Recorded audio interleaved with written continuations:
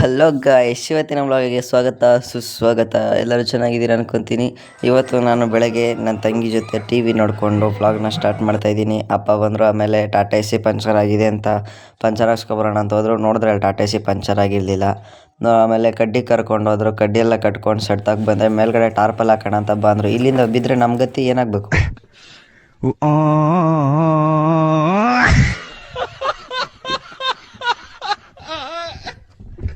ನೋಡಿ, ಈ ಗಾಣಿಕೆ ಹಣ್ಣನ್ನು ನೀವೆಲ್ಲಾದರೂ ತಿಂದಿದ್ರೆ ಹಂಗೆ ಕಮೆಂಟ್ ಮಾಡಿ. ಈ ಗಾಣಿಕೆ ಹಣ್ಣು ಸಖತ್ತಾಗಿರ್ತೈತೆ ತಿನ್ನೋಕ್ಕೆ. ಇದು ಅಂದ್ಬಿಟ್ಟು ನಾವು ತಿರ್ಗಾ ವಾಪಸ್ ಹಸ್ಕೊಳ್ಳೋ ಕೆಲಸ ಎಲ್ಲ ಸ್ಟಾರ್ಟ್ ಮಾಡ್ಕೊಂಡ್ರು. ಸಾಯಂಕಾಲ ಹಸ್ಕೊಳ್ಳೋ ಕೆಲಸ ಎಲ್ಲ ಮುಗಿಸ್ಬಿಟ್ಟು ಕರ್ನಳ್ಳಿ ಸೈಡ್ ಹೋದೋ. ನಮ್ಮಪ್ಪ ನಮ್ಮಮ್ಮರದು ಕೆಲಸದ ಗಾಡಿ ನಾವು ಓವರ್ಟೇಕ್ ಮಾಡ್ಬೇಕಂತ ಕರ್ನಳ್ಳಿಯಿಂದ ಟ್ರೈ ಮಾಡ್ತಾಯಿದ್ರು. ಕೊನೆಗೂ ಓವರ್ಟೇಕ್ ಹೊಡೆದೇ ಬಿಟ್ರು.